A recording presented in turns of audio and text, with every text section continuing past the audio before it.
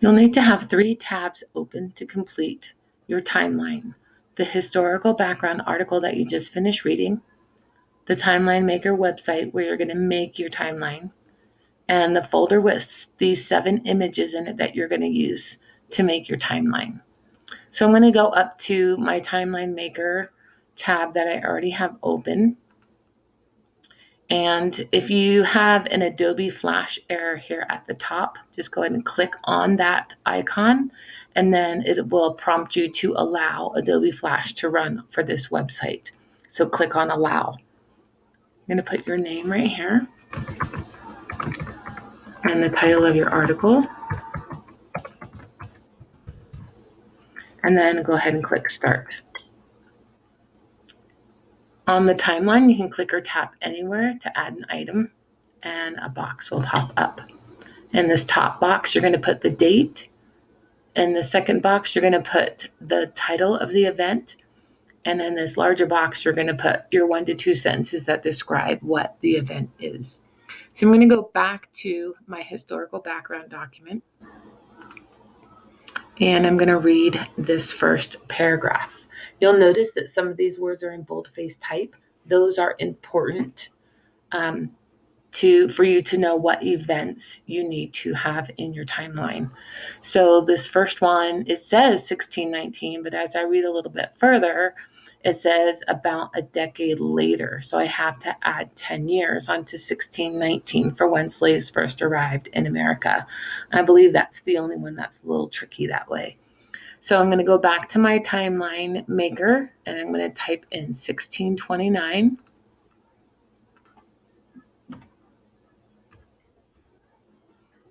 And I'm going to write slaves arrive.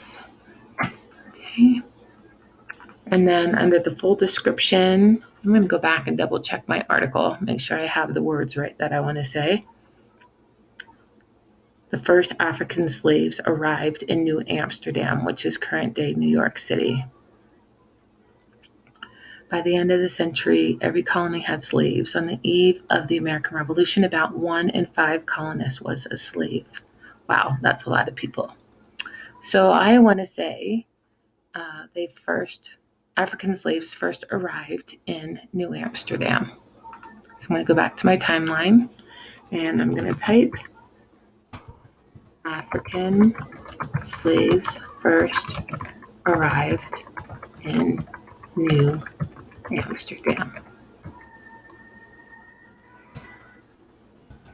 by the end of the 17th century.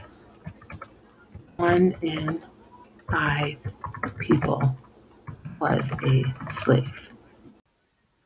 So now you need to choose an image to add to this timeline. So you should have this link open from your hyperdocument with 7 images in it that you're going to use. In your Chromebook, you're going to look for the folder that says Chain's Historical Background Timeline Images, and you should be able to click on the image and insert it from there. I am working from my desktop, so mine's going to look just a little bit different. I'm going to go back to the timeline, choose image, and let me find my folder.